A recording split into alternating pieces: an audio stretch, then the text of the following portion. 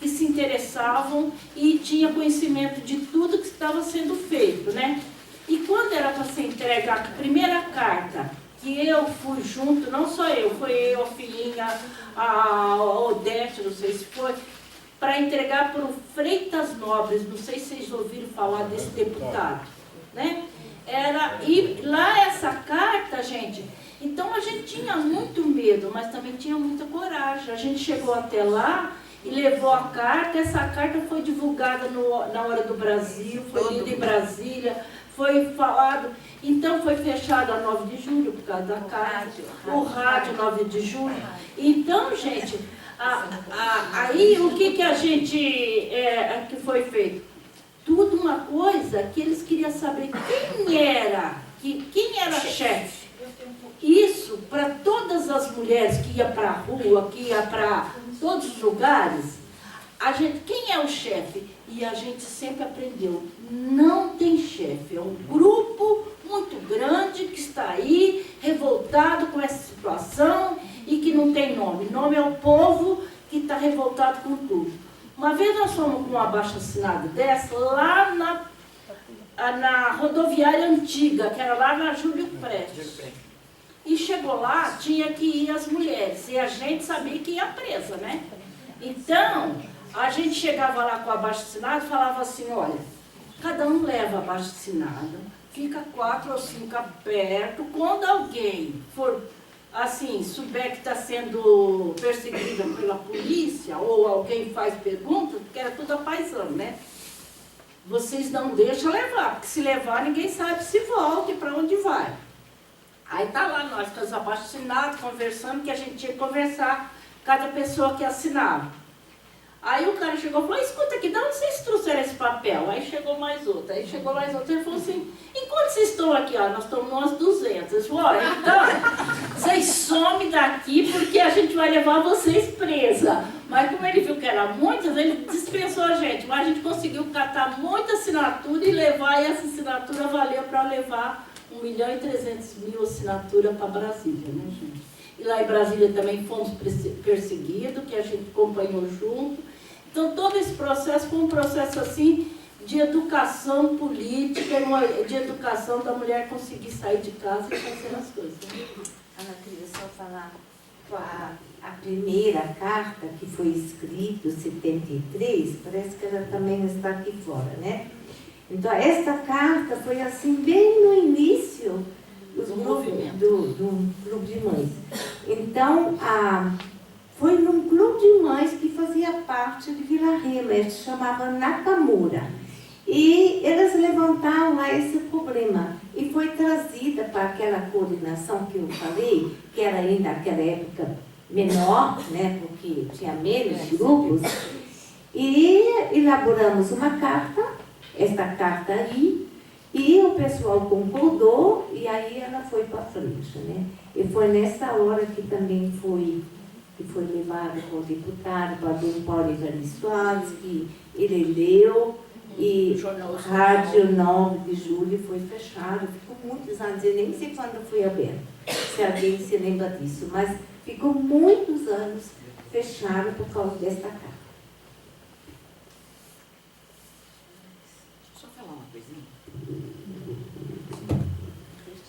Porque quando se dizia em clube de mães, aí muita gente falava, né, que clube de mãe é esse? O que é o clube de mães? Né? Então, no clube de mães, gente, quase que tudo que a gente faz tem que ter, assim, as ferramentas, o objetivo, o porquê que se faz, né? E a gente, no clube de mães, eu acho que o nosso primeiro chamamento, nós começamos, assim, a ensinar as mulheres a fazer tantas coisas, né? Crochê, bordado, tricô, mas isso para mim, eu sempre senti assim que era um chamativo, porque, não é? Porque o nosso objetivo era mesmo ajudar na educação de filhos, ajudar a conversar, discutir sobre saúde, sobre sexologia, e logo fomos surgindo as questões de como melhorar a situação do povo, né? Com mais creches, com mais escola, com asfalto, com água encanada, que a gente não tinha nada. Então, no grupo de mães, gente, rolava tudo isso. E quando se foi rolando isso e que chegou essa proposta de como fazer essa luta, né? E escrever essa carta para mandar para o presidente, e muita gente falava, mas como que essas mulheres estão fazendo isso? Por quê? Gente, a coisa mais interessante que eu achava é que a nossa luta, ela não surgiu assim uma coisa violenta. Ela surgiu quando a gente fazia uma reflexão bíblica. Por exemplo, quando dizia, eu vim para que todos tenham vida e vida em abundância. E nós falávamos, que abundância é essa? Filhos passando fome, filhos sem escola, sem creche. Então, tudo nosso foi baseado, assim, nas reflexões bíblicas, na fé que a gente tinha de fazer uma luta, de melhorar a nossa vida. E aí, foi chegando tudo isso e chegou naquela oportunidade de se escrever carta para o presidente, de ir para a rua, de fazer aquele trabalho de formiguinha, de casa em casa, dar consciência e também nos conscientizarmos. Porque, gente, tudo que eu aprendi, tudo que eu sei na minha vida, eu aprendi nos clubes de mães e nas participações desde as comunidades eclesiais de base. Porque lá a gente participava de tudo, né? Daqueles momentos de fé política e de tudo mais. Até que chegamos até, como a Ana já falou, que a gente levava nome até de Papa Hostes, né? Nas convenções de partido, chegou os Papa Hostes. Por quê? Porque a gente era da igreja com muito orgulho, né? E então, acho que tudo isso, gente, foram histórias, né? Que é muito triste imaginar que a gente tem história aqui dentro e que não vamos contar para as pessoas, para a família, para os nossos netos. Gente, a história é para se contar, não é para se guardar. Porque se eu morro hoje, eu levo tudo comigo. Então, como eu estou contando, como eu estou escrevendo, tenho várias poesias e escritas sobre a história, eu sei que eu vou deixar alguma coisa por aí para ajudar também quem precisa, tá bom?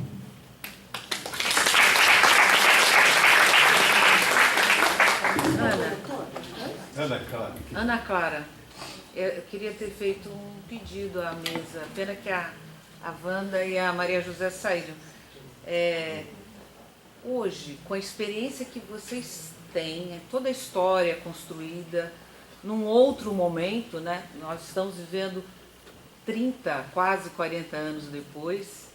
Vocês, se vocês pudessem orientar as mulheres, o que vocês diriam a essas mulheres de hoje, que são a geração para frente da minha, qual seria o movimento de mulher que talvez mexesse com essa situação que a gente vive hoje, histórica, tão bem descrita pela Wanda, no sentido de retrocesso? É como a gente voltasse lá no Jardim Ângela, na Vila Remo, naquela situação de pobreza. Parece que a gente está voltando para esse caminho, já estamos com o pé lá, né? O que vocês diriam para essas mulheres mais jovens, mais modernas, mais estruturadas, com mais equipamentos tecnológicos, vamos assim dizer, com faculdade ou não, né? O que vocês diriam para nós? Posso passar a palavra para as meninas também? Pode. Quem queria fazer pergunta antes? Oi, boa noite. Boa noite. Me chamo Gabi. Queria agradecer primeiro pelas falas aí de força, assim, de esperança. Acho que isso é muito importante para todo mundo que está na luta aí. E eu, estudando um pouco assim sobre os movimentos, eu tenho algumas perguntas que eu queria entender melhor. Aí a primeira delas é como vocês faziam para se organizar coletivamente, assim, entre as mulheres e também com os companheiros, para superar as dificuldades do machismo, né, da gente se organizar como mulher, assim. Falam muito da importância de sair de casa, de ir para o espaço público, mas para as mulheres é difícil a gente falar em público, né, também tem essas dificuldades. E acho que nesse sentido até de como vocês se organizavam com os companheiros que estavam trabalhando na fábrica para pensar conjuntamente a luta, ou se isso acontecia, se era uma coisa mais informal, sabe? Nas conversas.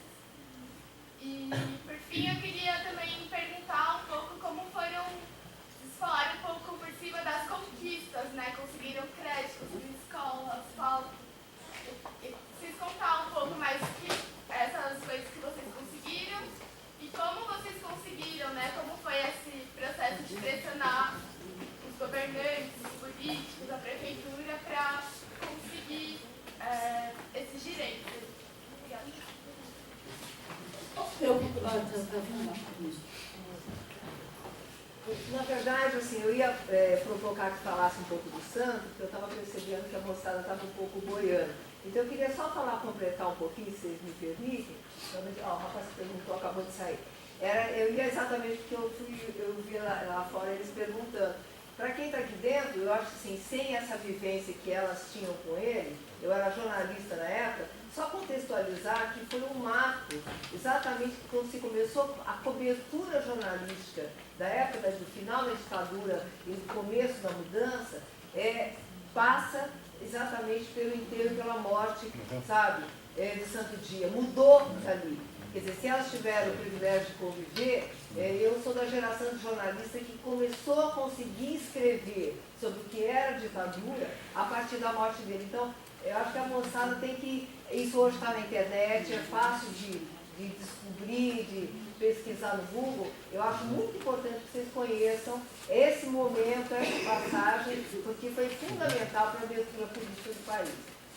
E a outra coisa, a moça que perguntou sobre os jornais, não sei se ela já saiu também, é que existia um jornal que ela não citou, que era o Mulherio, que era feito aqui no Butantã, e que foi um jornal importantíssimo, né? Eu fui foca, fui jovem jornalista nele, e que foi importante também para cobrir esse movimento. E na época foi pela primeira vez, porque na verdade essas pessoas que estão aqui são pessoas que fazem parte da história do Brasil de um momento muito especial, porque a igreja aqui representada era uma igreja que contestava a igreja que existia.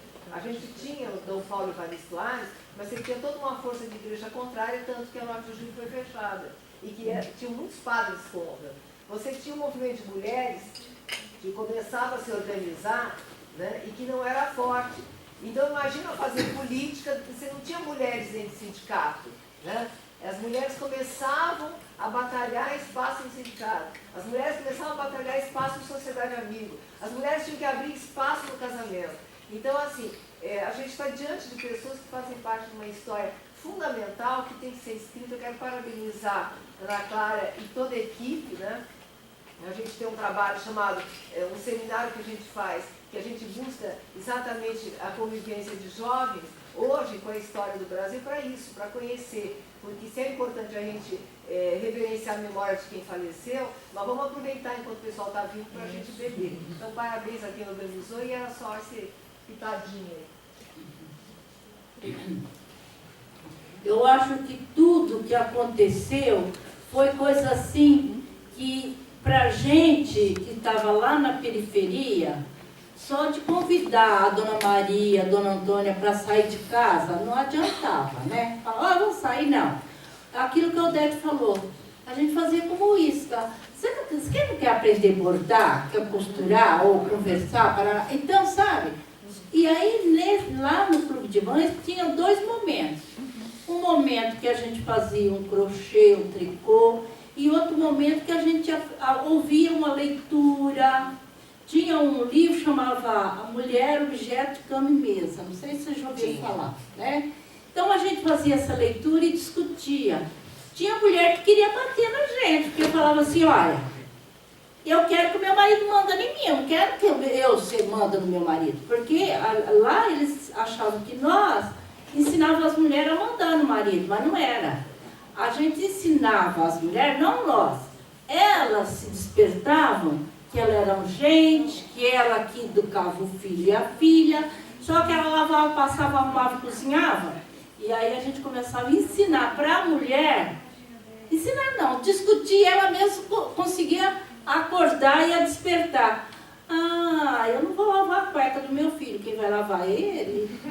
Eu não vou agora levantar e fazer, esquentar a comida, se ele também tem mão, ele pode fazer. Então, pequenas coisas que o homem começou a enxergar, porque o homem só enxerga, o homem não, até a mulher, enxerga o serviço da mulher quando fica sem fazer, porque quando ele está feito, ninguém imagina que ele foi feito pela mãe, né? Então, é pequenas coisas, gente, que começa a se valorizar, a mulher se valorizar. E ali ela começa a ouvir a notícia, ela leva essa bastinada, ela levou para o marido, ela tem que discutir, explicar para ele. Então, gente, coisas assim que eu acho que hoje não está resolvido, como a Wanda falou. A coisa não melhorou, está ruim a mesma coisa. Então, hoje eu acho que não tudo, mas uma grande maioria dos homens ajuda a mulher dentro de casa. Não todos, mas tem a grande maioria. Hoje as mulheres já não são muito tolas não, né, gente?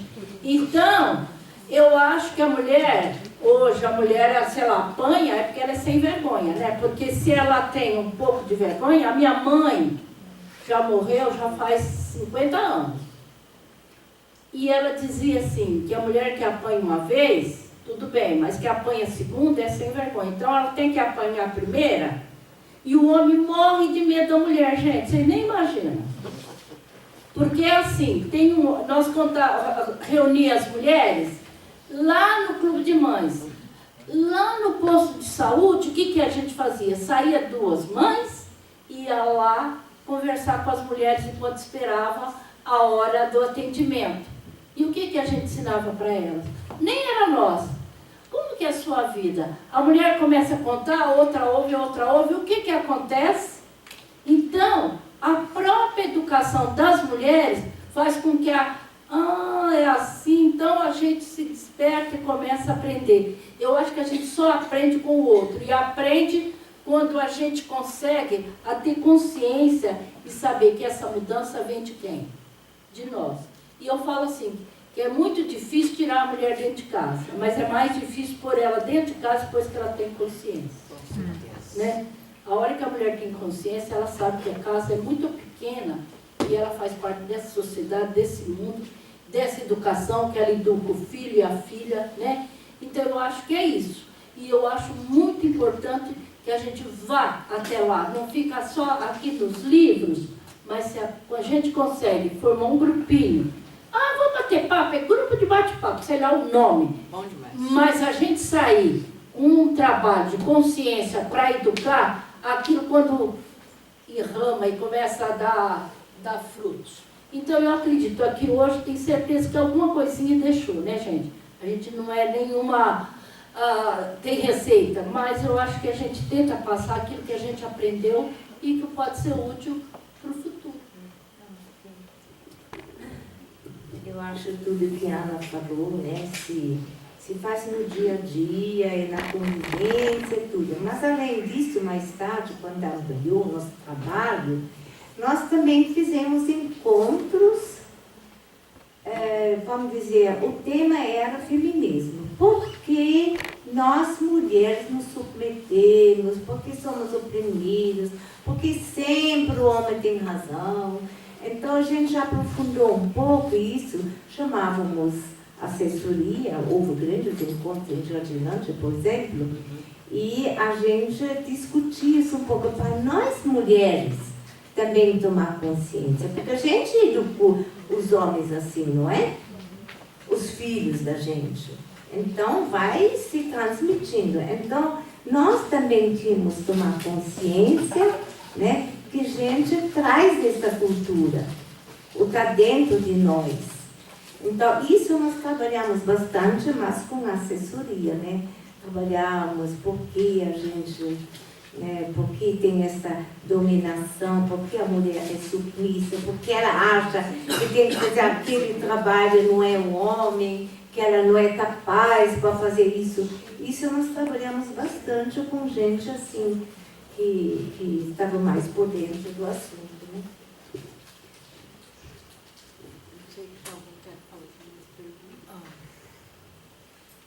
Eu só acho que está esvaziando. E que não temos muito mais o que falar, não. A questão da mulher hoje continua gravíssimo. A questão da mulher, a questão do feminismo é a questão da hora, a questão de todos os preconceitos que a gente tem hoje, né? Porque naquele tempo lá a gente nem falava em homofobia, por exemplo, né? Não era um assunto nosso, homofobia. Enfim, a gente continua tendo muito problema. Eu acho que essas meninas jovens aí, tem coisas que a gente não fez, não conseguiu fazer, talvez nem tenha pensado em fazer. Então tem muita coisa para vocês descobrirem. Uma das coisas que eu acho é assim, ocupar os espaços. todos os espaços possíveis e imagináveis a mulher tem que ocupar, especialmente o espaço político, partidário mesmo, político partidário. Acho que a gente não participa da política como deveria. Tanto é que a gente pega os dados aí e vê quantas mulheres tem parlamentares. Não são muitas. E quando a gente teve a oportunidade de ter uma presidenta com A, porque é a maior discussão, né? Não, é presidente, não, presidenta está errado. Presidenta, a gente não teve a condição de consolidar essa governança dela. E muito claro que não foi só isso, obviamente que não, tem milhões de interesses na derrubada dela, mas a gente via bastante misoginia com relação a ela, como presidenta do país. Então, eu acho que as meninas jovens têm que ocupar os espaços que parecem ser dos homens, muitas vezes. Então, é isso que eu diria. Tem que ocupar todos os espaços possíveis de imaginar, seja na música, na arte, na universidade, na escola, na política, na Câmara, enfim, todos os lugares. É isso. E eu acho que a gente já falou demais, né? Porque todo mundo está indo embora, a gente está cansado. Vocês aguentam mais uma perguntinha? Sim. Eu queria perguntar, que vocês falassem também só um pouquinho sobre a oposição metalúrgica aqui de São Paulo, qual é a relação do Clube de Mães com as greves, como que interferiu isso no movimento, qual era o nível de articulação de vocês, enfim, contar um pouco dessa ligação entre as duas coisas.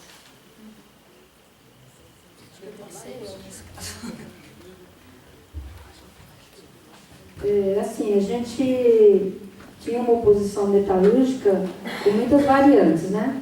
Na verdade, uma das pessoas que é representante da oposição sindical metalúrgica está aqui presente, o Neto, está lá atrás, fofocando, como sempre. E o Nelson, japonês aqui, que a gente chama de Nelson japonês, que ele também fazia parte da oposição sindical metalúrgica. E acho que, não sei se a Kátia esteve envolvida também, algumas outras pessoas estiveram envolvidas com essa questão. Eu acho que o fundamental da relação que havia entre as mulheres, um pouco eu já contei, né? Dessa coisa da gente fazer o trabalho interligado. Então, por exemplo, a Ana contando que levou a abaixo-assinado, a mulher levava, o marido levava na fábrica. Então, havia toda essa relação entre o trabalho do bairro, que era feito no movimento do bairro, e onde o trabalhador morava. Isso falando das donas de casa. As mulheres, como operárias, era bem mais difícil. Porque era assim, o mundo sindical, até hoje, se vocês forem no mundo sindical, vocês verificam que ainda é um mundo extremamente machista e no qual não tem muito espaço para a mulher. Imagina naquele tempo. Então, assim, do grupo que eu participava, chamado grupo de quarta-feira, tinha eu e mais uma que aparecia de vez em quando. A maioria eram homens, a grande maioria. Então, as questões feministas, femininas, não sei o quê, não apareciam. A gente virava um homem no meio dos homens, na verdade. Eu, pelo menos, sentia isso. Um pouco, não sei se acha que eu disse, também concorda comigo. A gente era meio que homem no meio dos homens. A gente não era, acabava ficando muito naquele ritmo dos homens. Mas as mulheres mães, donas de casa, que eram mulheres dos operários, tiveram uma contribuição decisiva, porque elas eram um apoio. Elas que conversavam no bairro com o vizinho, com a vizinha, falavam com a dona de casa que falava com o marido de noite. Então, eu acho que nesse sentido foi fundamental a participação das mães e das mulheres donas de casa. E fora dizer os comitês de apoio, o comitê de apoio à greve, fazia sopão, fazia arrecadação no bairro, saía de casa em casa pedindo ajuda para os metalúrgicos, por exemplo, quando teve aquela greve no ABC, aquela que o Lula foi preso da outra vez, né? Foram acho que 40 dias de greve, se não me engano, foi muito sustentado por essas mulheres que saíam de casa em casa, pedindo ajuda, alimentos, roupas, e ganhavam muitas coisas, porque conversavam com as pessoas naquele tempo. De casa em casa, era aquela coisa bem de formiguinha, bem miúda. A gente perdeu um pouco isso. Mas era uma coisa que... Panfletagens também, Wanda. Panfletagens. Na porta de faro. Porta de algumas faro. eram as mulheres. Então, era geralmente... tanto eu já falei que a minha mãe levava a gente de manhã cedo, arrancava da cama e a gente ia fazer a panfletagem, porque o operário não podia ficar marcado naquela fábrica. Então, quem ia? Quem ia eram as mulheres, os filhos das mulheres, no caso. Eu acho que isso, mais ou menos, eu respondi. Ela disse que se arrependeu, mas é nada, é conversa dela. Então eu queria agradecer a todas vocês por terem se abalado, né, das suas casas e terem vindo aqui compartilhar com a gente essas experiências. Agradecer a todos vocês. Reiterar que a exposição é muito bonita, envolveu muito empenho da gente também para fazer. Ela vai ficar até o final da semana aqui e depois a nossa ideia é que ela circule. Então, quem quiser pegar a exposição, levar para o seu movimento, para o seu espaço, a gente manda depois. Enfim, obrigada.